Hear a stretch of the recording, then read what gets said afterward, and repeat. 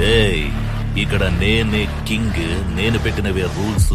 ఆ రూల్స్ నేను అప్పుడప్పుడు ఇష్టానికి మారుస్తుంటాను. అది విని గప్చుప్గా ఫాలో అవ్వాలి.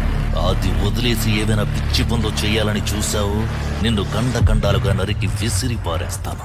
హుకుం టైగర్ కా హుకుం.